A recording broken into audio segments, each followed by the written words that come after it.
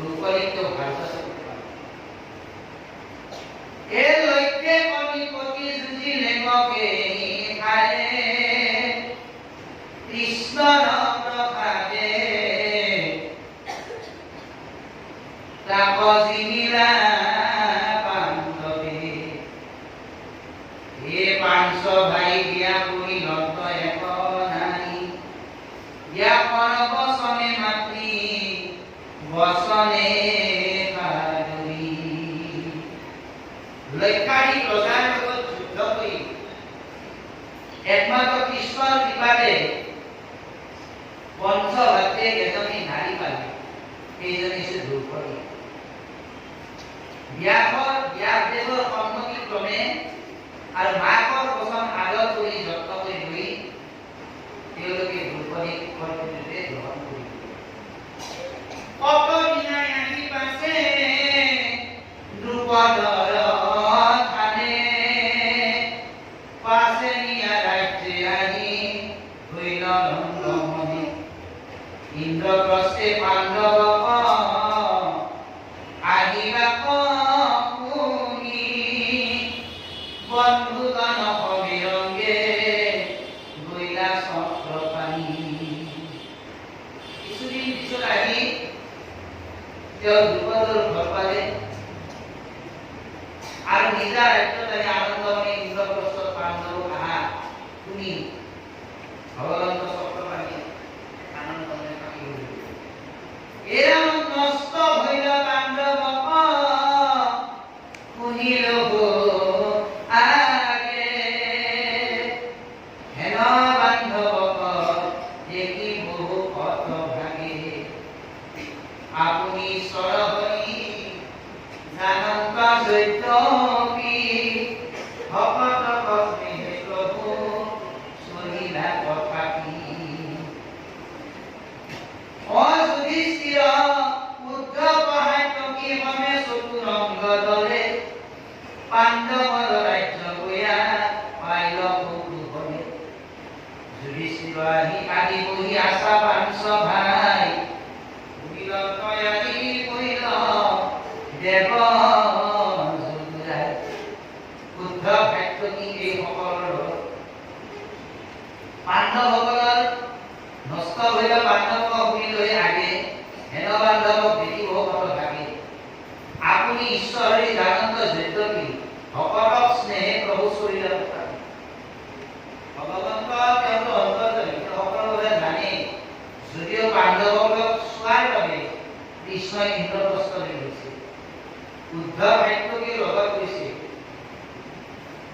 চতুৰংগ দলে হাতী ঘোঁৰা ৰথ আৰু পদাতি ইয়াক লগে চতুৰংগ দলে আৰু চতুৰংগ দলে পাণ্ডৱৰ ৰাজ্যত যাই প্ৰৱেশ কৰিছে যুধিষ্ঠিৰে পঞ্চ হাতীৰ লগত বহি আছে আৰু ভগৱান কৃষ্ণই শুনিলে কৃষ্ণ আহা বাতৰিটো যুধিষ্ঠিৰে পালে পাঞ্চ ভাই আসনৰ উঠি একেবাৰে আগমানি মাধৱক আনিলা আদৰে প্ৰাণ যেন মুখ্য কাৰণ ইন্দ্ৰিয়ত পুৰি সেইমতে প্ৰাণবন্ধু আহিল শ্ৰীহৰি পঞ্চভাতে আসনৰ পৰা উঠিলে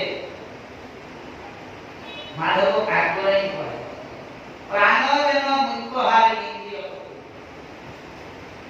আমাৰ এই পঞ্চ ইন্দ্ৰিয় এই পঞ্চ ইন্দ্ৰিয়তকৈ আটাইতকৈ মৰমৰ বস্তু হৈছে প্ৰাণ হয়নে প্ৰাণটো আমাৰ ইন্দ্ৰিয়তকৈ মৰম হৈছে প্ৰাণ ভৰিৰ ঠাইত নহলেও মানুহটো জীয়াই থাকিব বিচাৰে হাতটো ঠাইত নহলেও মানুহটো জীয়াই থাকিব বিচাৰে তাৰমানে আমাৰ এই ইন্দ্ৰিয়তকৈ আটাইতকৈ প্ৰিয় বস্তু হৈছে আমাৰ প্ৰাণটো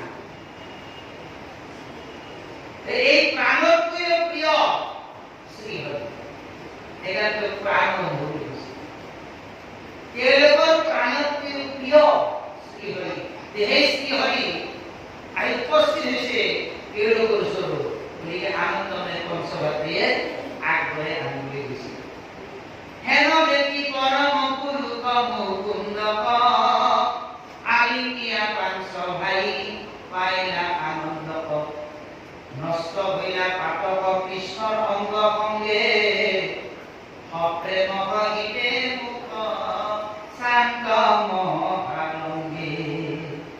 কৃষ্ণ দর্শন করার লগে লগে এর উপর কৃষ্ণ নষ্ট হইল পাঠক কৃষ্ণর অঙ্গ সঙ্গে কৃষ্ণর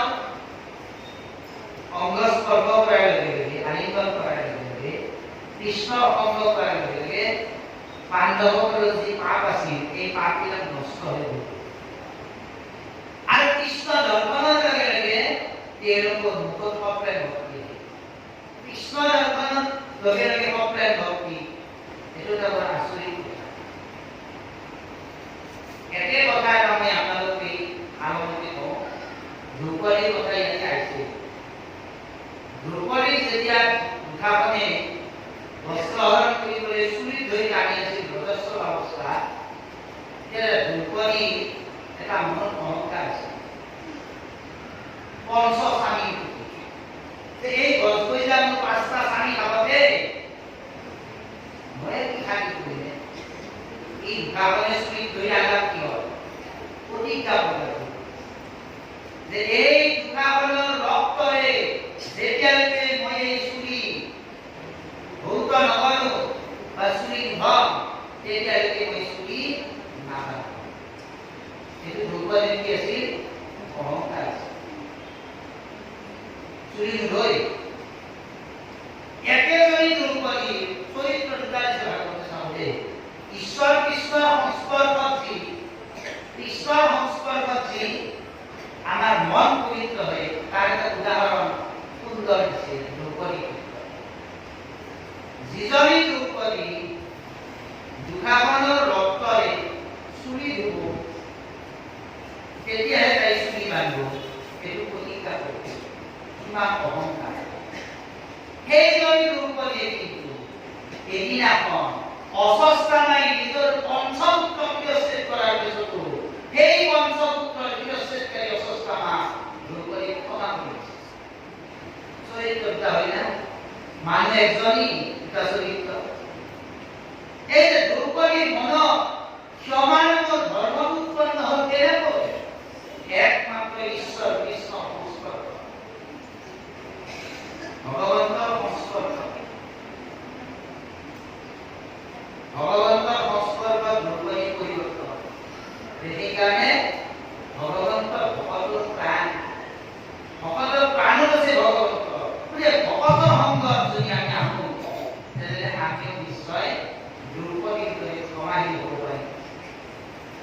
পৱৰ হৃদয় ভৰি যায় ঈশ্বৰৰ নাম। দেৱকী নাৰদে এই ৰাম নাম জপ কৰি থাকে 50 বছৰ মূৰাইও বোলে পঢ়া থাকে ৰাম নাম শিলেও প্ৰকাণ্ড পথি লিখিলেও ভৰি যায় ৰাম নাম এই ঈশ্বৰৰ নামৰ নাম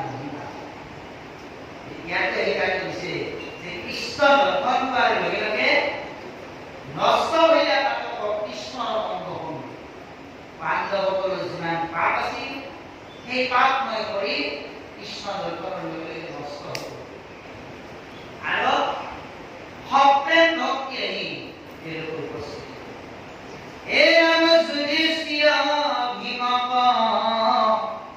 নমিলা বনমালী অৰ্জুনক কাবুতি ভৰিলা পতি বুলি সহদেৱ নকুলক গৈ আছা কিয়া হৰি হিয়ৰি মাধৱ নমিল যুধিষ্ঠিৰ ভীমক ভগৱন্তই বনমালীয়ে আশ্বাস যুধিষ্ঠিৰ ভীমক নমিলা বনমালী নমস্কাৰ অৰ্জুনক কাকতি ধৰিলা হৰি বুলি ইয়াতে ভগৱানক বনমালী বুলি মাতিছে। প্ৰতিটো অধ্যায়তে নামবিলাকৰ লগত অধ্যায়টোৰ সংযুক্ত আছে যে বনমালী বুলি কৈছে। বনমালী নাই বনমালী ৰাম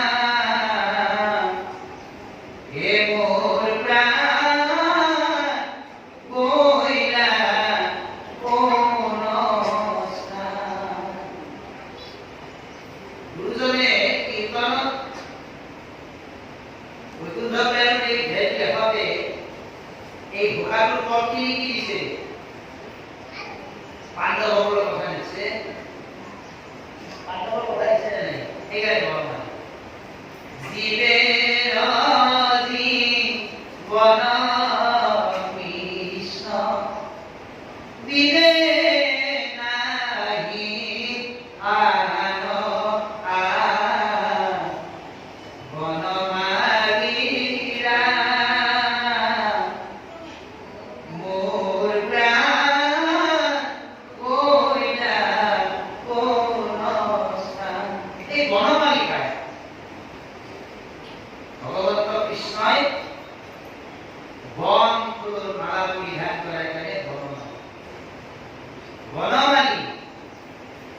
শব্দটোৰ এটা বিশেষ অৰ্থ আছে।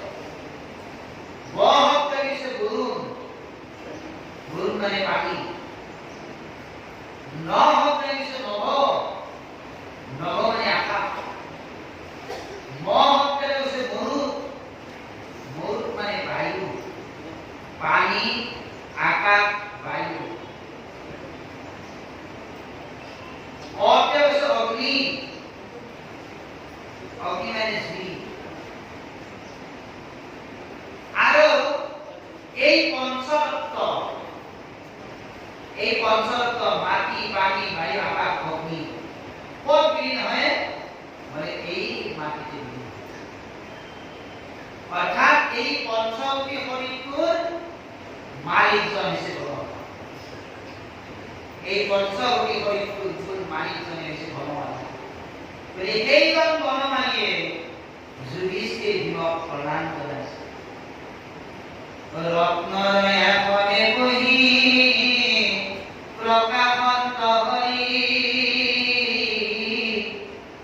দেখিলা সুন্দৰী আহি দ্ৰুপদ জীয়ৰী। অভিনৱ কন্যা লাজে কয়া ধীৰে ধীৰে, মাধৱৰ চৰণ নমিলা জানো কিৰে। অতি লাজ কৰিয়া ভাৱে দ্ৰুপদ ৰজাৰ যে দ্ৰৌপদী আহিছে আৰু মাধৱৰ চৰণ কৰা হৈছে। সাত্য কি যুধিষ্ঠিৰে কহিলা সন্মান, বিচিত্ৰ আসনে বহি গ্ৰন্থ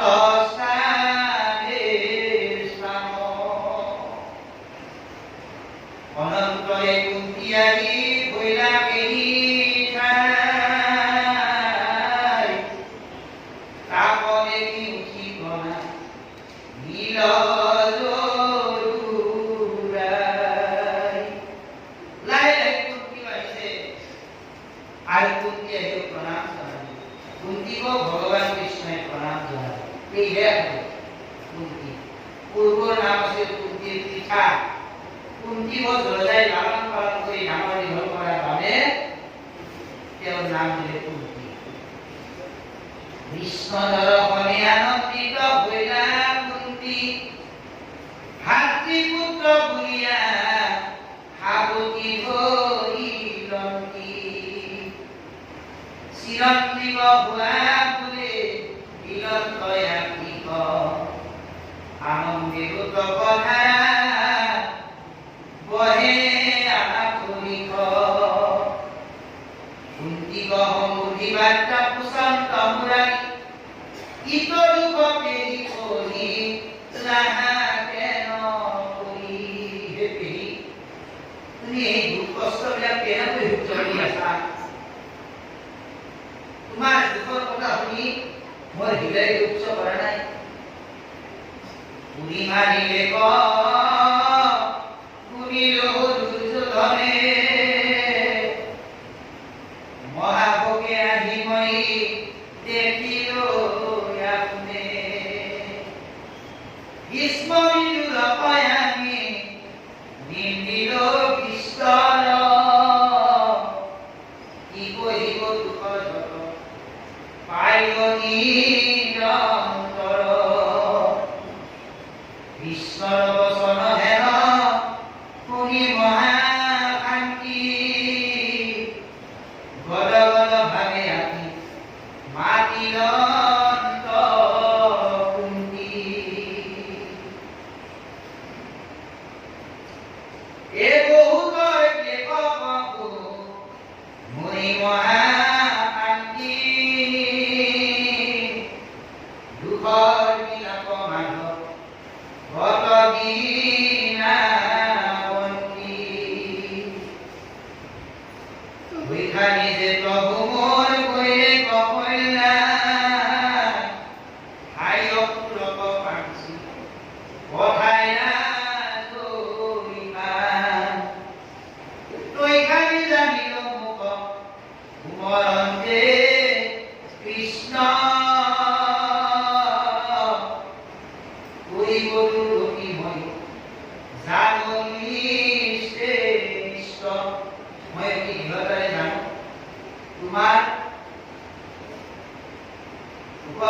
যে আজি আমি আমাৰ জীৱনৰ পৰা দুখ দুৰ্দশাৰে আঁতৰিলো এই কথা মই দৃঢ়তাৰে গতিকে তোমাক সময় আছো এই দিনাৰ পৰাই যিদিনা তুমি হস্তিনাপুৰৰ পৰা অক্ৰোড়ক গাৰ পালে মাটি লৈ গৈছিলা এই দিনাৰ পৰাই মই কথাখিনি চিন্তা কৰি আছো গতিকে এতেকে দুখত মই ভৈৰৱী প্ৰাণ তোমাৰ অপৰ বন্ধু নাহি নাহিলা গতিকে মই আজি এই দুখৰ পৰা পৰিত্ৰাণ পাইছো তোমাৰ বাহিৰে মোৰ আন ৰক্ষা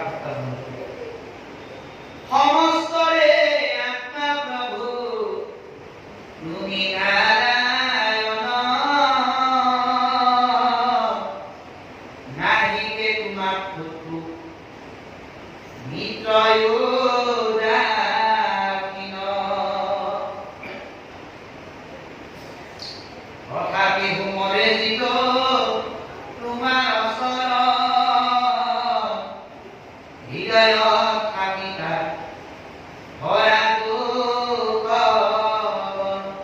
সমস্ত আত্মা তুমি নাহিকে তোমাৰ শত্ৰু মিত্ৰ ৰাখি তোমাৰ শত্ৰু মিত্ৰ ৰাখি নাই সকলোকে সমানভাৱে কৰা তথাপি তোমাৰ চৰণ মই সেৱা কৰিছো হৃদয়ত থাকিতা ভৰাটো তুমি আমাৰ হৃদয়ত থাকি আমাৰ দুখ দুৰ্দশাবিলাক তুমি আঁতৰ কৰি পুৰীৰৰ বাৰ্তা পঢ়িও কজোৰাই ভোকে কি আশ্ৰয় বৃদ্ধি ভোকুদেৱ ভাই আনুজ্ঞাতি মিত্ৰ কিবা সন্ত কল্যাণে সবাৰে কুকল পঢ়ি ৰন্তনাৰায়ণে অনন্তৰে দৃষ্টিৰে মাতিলন্ত হাই জানিও আমাৰ ভক্ত আছে কৈ নৰাখি এতিয়া দৃষ্টিৰে মাতিছে যে আমাৰ বহুত পুণ্য আছে যাৰ বাবে তোমাক আজি দৰ্শন পাইছো যোগেশ্বৰ গণ যোগে নপামন্ত যা হেন কৃষ্ণ তুমি আহি দেখো তুম যোগেশ্বৰ যিজন যোগেশ্বৰ সেইজন যোগেশ্বৰ যিসকলে যোগ সাধনাত ব্যস্ত হৈ আছে সেইসকলে দুখে নপামন্ত যা ইমান কষ্ট স্বীকাৰ কৰিও যোগ সাধনাৰ দ্বাৰাই তোমাক প্ৰাপ্ত হোৱা নাই তোমাক পোৱা নাই কিন্তু আমি তোমাক বিহুতে পাইছো হেন কৃষ্ণ তুমি আমি দেখো এই কৃষ্ণ তোমাক আমি আজি দেখিছো সদায় আমাৰ থাকে বিষয়ত মতে তথাপি কৃষ্ণ দেৱ কিনো ভাই কয়াতি আমি সদায় বিষয়ে যুক্ত হৈ আছো তথাপি তোমাক আজি দেখা পাইছো হে কৃষ্ণ আমি কি ভাগ্য আৰু আমি বিষয়ত থাকিও তোমাক পাইছো হেন তুমি নাৰায়ণে মহাৰংগ চিত্তে বাৰিষাৰ চকুৰ মাত বনশিলা কহিতে বাৰিষা সময়ত 4 মাহ ইন্দ্ৰপ্ৰস্থতে পাণ্ডৱসকলৰ লগত কৃষ্ণই থাকিব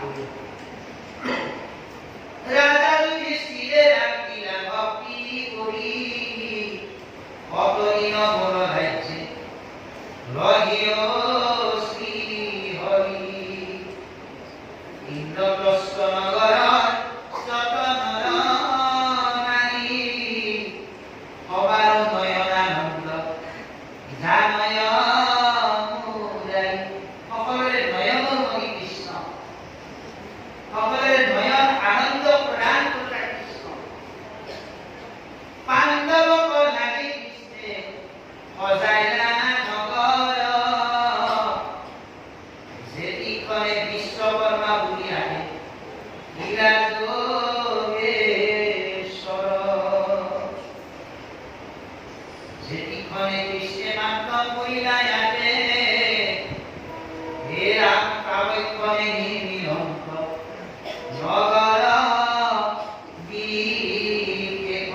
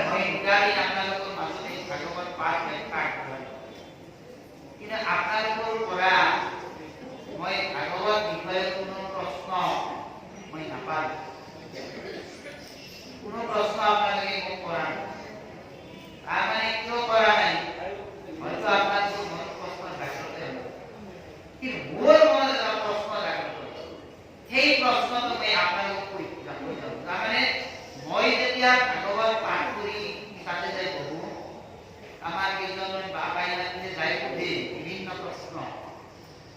আজি মই আপোনালোকে এটা প্ৰশ্ন সুধিব বিচাৰিছো। সেই প্ৰশ্নটো আপোনালোকে যদি নাজানে পৰৱৰ্তী ভাগৱত বক্তাসকলক আপোনালোকে প্ৰশ্ন কৰিব। মই সোধা প্ৰশ্নটো হৈছে এইটো, আপোনালোকে মনত ৰাখক। ভগৱান কৃষ্ণ বৈকুণ্ঠত গৈছিল। কেনেকৈ বৈকুণ্ঠত গ'ল? কৃষ্ণ সৰবিদ্ধ কৰিলে। ব্যাধে কেটিলগীয়া কি জানো? ব্যাধে কৃষ্ণ সৰবিদ্ধ। ব্যাধে কৃষ্ণ সৰবিদ্ধ কৰিলে। কৃষ্ণ ব্যাধে দৰ্শন কৰিলে। হয়নে? ব্যাধে কৃষ্ণ দৰ্শন। ভাগৱতত আমি পাইছো কৃষ্ণ দৰ্শন যদি পায় তেনেহ'লে আমি জীৱন মুক্ত। কিন্তু ব্যাধত কৃষ্ণই কিয় স্বৰ্গলৈ যাবলৈ উপদেশ দিলে? তেওঁক কৃষ্ণই বৈকুণ্ঠ বুলি যাব লগা। কৃষ্ণ দৰ্শন পালি গ'লে যদি বৈকুণ্ঠলৈ যাব পাৰি, তেনেহ'লে ব্যাধত কৃষ্ণই কিয় স্বৰ্গত যাবলৈ? প্ৰশ্ন মনত ৰাখক। আপোনাৰ লগত ব্যাধত কিয় কৃষ্ণই বৈকুণ্ঠ স্বৰ্গত কিয় নিলা? এই প্ৰশ্নটো আপোনালোকৰ মাজত আজি মই কৰি থৈ গ'লো। পৰৱৰ্তী ভাগৱত বক্তাসকলক আপোনালোকে এই প্ৰশ্নটো সুধিব। ভাগৱতৰ প্ৰশ্নবিলাক এনে হ'ব লাগিব। আমি সুধো কি জানা? বিদুৰৰ বাপেক খাই, উদ্ধৱৰ মায়েক খাই, বাপেক খাই কি দৰকাৰ হ'ব? এই প্ৰশ্নৰ প্ৰয়োজন আছে নেকি আমাৰ জীৱনত? এই উত্তৰৰ কোনো প্ৰয়োজন নাই। প্ৰয়োজন আছে কি? ব্যাধে যেতিয়া কৃষ্ণক সৰবিদ্ধ কৰিলে, কৃষ্ণক দৰ্শন কৰে ব্যাধে। আগতে অৱগত আছিল। ধনুহৰবিলাক তেওঁ পেলাই দিলে। পেলাই দি তেওঁ ব্যাধৰ তাতে শৰণ কৰিব। শৰণ লৈছে মানে কৃষ্ণক বৈকুণ্ঠ পেলাইছে। জ্ঞান ক'ত নিলা? কিয় নিলে স্বৰ্গ? এইটোৱে মোৰ প্ৰশ্ন আপোনালোকৰ। কৃষ্ণ মনত থাকক। এইটোৱে প্ৰশ্ন। শুদ্ধ বিজ্ঞজন আপোনালোক। মই নকওঁ, মই নকওঁ। আপোনালোকক প্ৰশ্নটো সুধি উত্তৰটো দিব। তেতিয়া এই প্ৰশ্নটো যেতিয়া আপোনালোকে অভিজ্ঞ ভাগৱত পাঠকসকলক সুধিব, তেওঁলোকে আপোনালোকৰ ওচৰত যি কি কথা ক'বা বুলি ভয় কৰিব। এইটো প্ৰশ্ন আপোনালোকে সুধিব। মই নকওঁ, কোনো কাৰণত মই নকওঁ। নকওঁ মই এই প্ৰশ্ন। আপোনালোকে নিজে সুধি ল'ব। নকওঁ কৃষ্ণ হৰি ৰাম হৰি ৰাম ৰাম